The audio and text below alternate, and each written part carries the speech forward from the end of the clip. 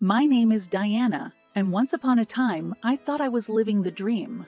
You know the kind I mean, white picket fence, loving husband, 2.5 kids on the horizon. Essentially, a life straight out of a romantic drama. The man responsible for painting this idyllic picture was Derek. Ah, Derek. With his chiseled jawline, sparkling eyes, and effortless charm, he was everyone's dream guy, including mine. I met him during my last year in college, and it was love at first sight, or at least it felt that way. Derek was a natural romantic. He knew just the right words to say, the perfect gestures to make. Within a year, we were engaged, and a year after that, I was walking down the aisle in a flowing white gown, beaming at the man I thought would be my forever. Ready to be my wife. Derek whispered as we stood in front of the altar, his eyes shining with what I took for love. "More than ready," I replied, feeling a tear of happiness slide down my cheek. The wedding was gorgeous. We had roses everywhere, strings of fairy lights illuminating the room, and a jazz band that played our favorite songs. Our families were elated, our friends envious, and I felt like the happiest woman alive. But among the sea of smiling faces, there was one that never reached the eyes, my soon-to-be mother-in-law. During the reception, she sidled up to me with a glass of champagne in her hand and an unsettling smirk on her face. "Diana, dear," she cooed, "such a lovely event. Though you could have chosen a better flower arrangement, don't you think? Roses are so pedestrian." I was taken aback, but I kept my smile intact. "Well, I always thought roses were timeless," I said, trying not to let her see how much her words had stung. "Timeless or cliched, it's a thin line, my dear," she retorted before sauntering off to schmooze with other guests. That was the first red flag, but like any bride basking in the glow of her wedding day, I chose to ignore it. It was easier to focus on Derek's adoring gaze, the cheer of our families and friends, and the dreamy atmosphere that had enveloped the day. I convinced myself that it didn't matter what my mother-in-law thought. What mattered was the man I had just married and the life we were about to build together. Yet even as we jetted off to our honeymoon, her barbed words kept creeping into my thoughts, and I couldn't shake the feeling that beneath the glossy surface of our picture, perfect life, something was rotting away, like a little scratch on a shiny new car. My mother-in-law's attitude was a flaw in an otherwise pristine landscape. How big a flaw? I didn't realize at that time. As we touched down in Bali for what would be a honeymoon filled with sunsets and romance, I buried those nagging thoughts deep down. I was determined to focus on the good, on the love story that felt like it was written in the stars. If only I knew then what I know now, that some stars are destined to fall, and some facades, no matter how beautiful, are built on shaky foundations. After the honeymoon, life was bliss, or at least I believed it to be. Derek and I settled into our cozy suburban home, a 2-story abode with a lawn we dreamt our future kids would play on. The initial months were the honeymoon phase magnified. We were that annoying couple, always holding hands, always gazing into each other's eyes. It was, in a word, perfect. However, my career began to take off. I got promoted twice in a year, my work earning me accolades and a pretty good salary. Derek, on the other hand, seemed to be stuck in a rut. His job was steady, but unlike me, he didn't seem to be moving up the ladder. One night, during dinner, the elephant in the room decided to make itself known. Derek looked up from his plate, his eyes not meeting mine, and asked, "So, how was your meeting with the board today?" "It went well," I replied, cautiously optimistic. "They were impressed with my presentation. There's even talk about another promotion." "That's nice," Derek said, but his eyes were clouded, his smile a touch too tight. "You don't seem too happy," I pressed. "Is something wrong? It's just, don't you think you're getting too engrossed in your work? We hardly spend time together anymore." That comment didn't sit well with me, but I tried to diffuse the tension. "I know, but these opportunities won't come twice. We both have to make sacrifices for our future, right?" "Yeah, sure," Derek mumbled, finishing his meal in silence. The air grew thick between us, yet we carried on like everything was fine, ignoring the fissure that had just cracked open in our lives. As if picking up on our issues, my mother-in-law began visiting more often. At first it was once every few weeks, but then it escalated to almost every other day. Each visit was a calculated performance. She'd waltz into my home, critique my choice of furniture, the food I made, even the way I dressed. "Diana, dear, wouldn't you want to spruce up your living room a bit?" She'd suggest, casting a disdainful glance at my carefully chosen decor. "Something more elegant." "I like it the way it is," I'd retort politely. "It feels warm and welcoming to me." "Well, to each their own, I suppose," she'd sigh, making it clear she found my taste questionable at best. I couldn't shake off the feeling that her frequent visits and her nitpicking were part of a bigger plan. Was she trying to drive a wedge between Derek and me, or was it simply her way of asserting dominance? My gut told me something was amiss, but I couldn't quite put my finger on it. And so I did what I always did. I buried my suspicions, choosing to focus on the good aspects of my life, ignoring the cloud on my horizon that was getting darker and more ominous with each passing day. But you can only ignore the signs for so long. At some point, you have to face the storm. And little did I know, the tempest was about to break, shattering my illusions and forcing me to confront the painful truth about the life I had built and the people I had trusted. As time progressed, the tension in our household became palpable.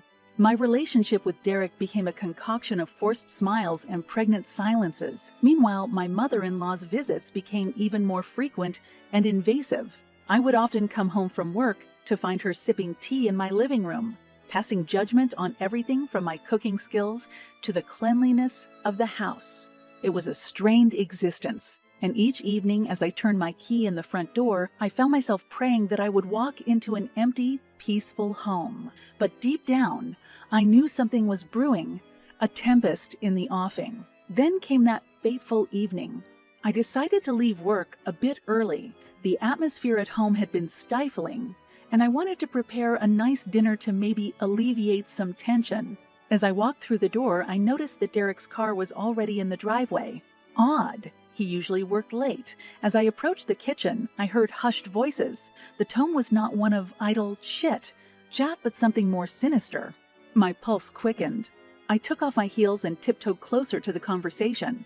"You really think this is going to work?" I heard Derek's voice clearly, tinged with what sounded like anxiety.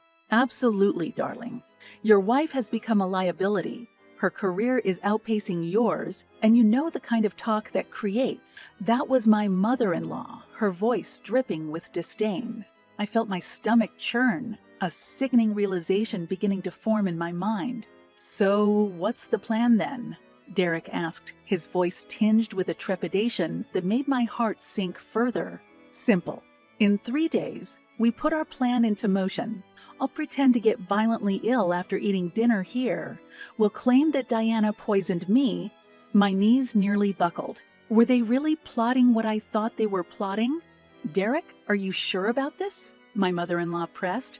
"We've discussed this, Mom. I can't let her outshine me anymore. I can't let her take everything away from me. It's my turn to lead, and I want what she has." "And you'll have it," she assured him. "Once she's out of the picture, you can claim her assets. Her money will be your money, and people will finally see you for the successful man you ought to be." I felt as if the floor had been yanked out from under me. This was not a mere difference in personality or ambition between me and my husband. This was a calculated, malicious plot to sabotage me, to rob me of my life and achievements. My first instinct was to burst into the room, confront them both, and tear my marriage apart right there. But a second thought held me back. If I confronted them now, they'd just deny it, and I'd have no proof. I needed irrefutable evidence to bring them down, and luckily I had 3 days to get it. With my heart pounding in my chest, I quietly retreated, picking up my heels in my hands and tiptoeing back out the front door. I got back into my car, drove around the block, and then returned home, this time making sure to make my presence overtly known. "Hey, I'm home," I called out, trying to keep my voice steady as I walked back in. Derek and his mother greeted me with forced smiles, unaware that I had overheard their vile plot. It was a game of deception, and the stakes had never been higher. But now that I knew what I was up against, I was ready to turn the tables. They had 3 days to finalize their plot, and I had the same amount of time to unravel it, piece by damning piece. The next 72 hours were a whirlwind of plotting and planning. Every moment was a ticking clock, reminding me that my world could come crashing down if I didn't act swiftly and smartly. My first move was to contact a friend who worked in law enforcement. Without divulging too many details, I explained that I suspected someone might attempt to harm me and inquired about how to collect evidence. "Wiretaps and hidden cameras are tricky due to consent laws," he said cautiously, "but you could keep your phone on and record conversations." I thanked him and mulled over the idea. Recording a conversation without consent was illegal in some places, but right now I felt cornered. It was my word against theirs, so I decided to take the calculated risk. The day of the planned incident came quickly. I could feel my pulse racing the entire day, but I put on the facade of an ignorant, happy wife. Derek and his mother arrived around 6 p.m., the tension in the air so thick you could cut it with a knife. But I pushed forward, serving them with a bright smile as though nothing were amiss. Before entering the dining room, I surreptitiously activated the voice recorder on my phone and placed it discreetly under a stack of napkins on the buffet table. "So, shall we begin?" I said, motioning for them to take their seats. "Absolutely, darling. Everything looks wonderful." Derek smiled back, but his eyes had a glint that I now recognized as deception. I served the first course, a creamy tomato soup that I'd made dozens of times before. As they took their first spoonfuls, my mother-in-law suddenly began to choke and cough violently, clutching her chest and collapsing onto the floor. "Diana! What have you done?" Derek yelled, his eyes wide with feigned disbelief as he reached for his phone. "I'm calling an ambulance." "No need for that," I replied, my gaze icy cold. Just at that moment, the front door burst open. Police officers rushed into the room, pointing at Derek. "Police, drop your phone and put your hands where we can see them." Derek looked bewildered, his gaze shifting frantically between me and the officers. "What is this, Diana?" As the police handcuffed him and his melodramatic mother, who suddenly seemed quite fit, I retrieved my phone and stopped the recording. "This," I said, holding up the phone, "is evidence." As it turned out, my law enforcement friend had taken my fears more seriously than I'd thought. He had kept an eye on my residence and, upon seeing my coded text that I'd sent just before dinner, had dispatched officers to my home, suspecting foul play. Derek and his mother were dumbfounded. Their plan had backfired spectacularly, and the recording was the final nail in the coffin. As they were led out of my home, their faces etched with the realization that they had lost, I couldn't help but think how swiftly the tables had turned. It was a gamble, one that could have endangered my own legality, but it was a calculated risk I had to take to expose the venomous snakes I'd been sharing my life with. Now, they were the ones facing the consequences of their actions. And as for me, I felt a sense of vindication, tinged with the bitter sweetness of a life-altering revelation. I had unmasked the villains in my story, but there was still much to be done. The battle was won, but the war was far from over.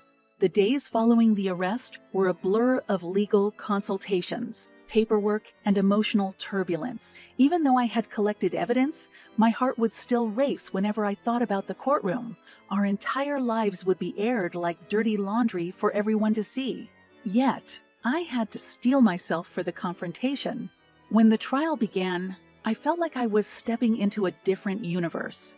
The sterile courtroom, the gravity of the judge's stare, the lawyers pacing and firing questions. It was overwhelming. My lawyer had prepped me well, but nothing could prepare me for the moment when I'd have to face Derek and his mother in court. "Diana, is it true that you've been unhappy in your marriage?"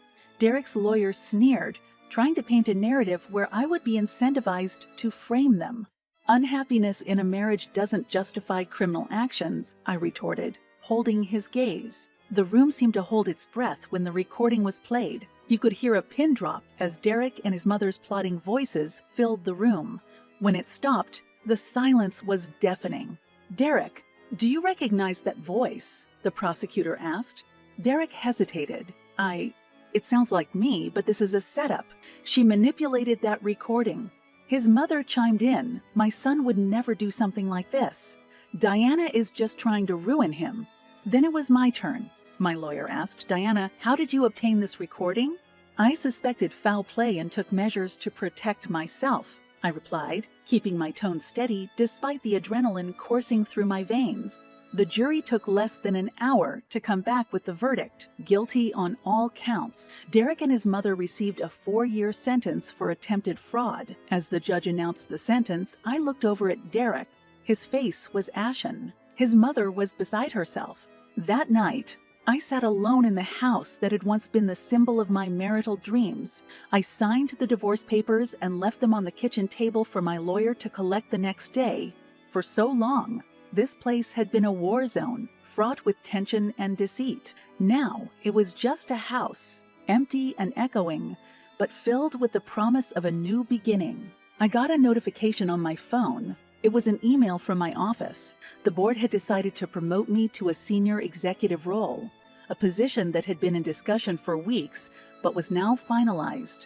A position that would have probably gone to someone else had my life been upended by Derek's plot. It struck me then how close I had come to losing everything: my career, my reputation, my freedom. But instead the tables had turned. Derek and his mother were behind bars, and I was here standing stronger than ever. I poured myself a glass of wine and sat down, taking in the quiet. For the first time in a long time, I felt truly at peace. I had taken control of my story, and while the road ahead would be filled with new challenges and uncertainties, I had turned a decisive page. Derek had always told me that life was a game of winners and losers. Well, the game was far from over, but for now, I was definitely winning. Cheers to that. The divorce proceedings went by swiftly, expedited by the criminal charges that had been levied against Derek and his mother. Within a month, it was finalized, and my lawyer handed me the papers with a somber yet triumphant look on her face. "You're free now, Diana," she said, pecking her briefcase. "What are you planning to do next?" "I think it's time to write a new chapter in my life, one that doesn't include Derek or anyone else who wishes me harm," I replied, taking a deep breath as if to absorb my newfound freedom. My career blossomed in the following months. I took over significant projects and led teams to success. The company recognized my efforts, and I felt truly fulfilled for the first time in years. But I couldn't shake the feeling that the final chapter of my past was yet to be written. Derek and his mother were due to be released soon, their sentences reduced for good behavior. While they couldn't touch me legally, I wanted them to know that they had picked the wrong person to mess with. The opportunity presented itself unexpectedly. A mutual friend, a real estate agent, told me about a property that Derek had always coveted, a beautiful, isolated lake house that he'd dreamed of buying for years. But given the divorce and his tarnished reputation, it was well out of his reach. On impulse, I bought it.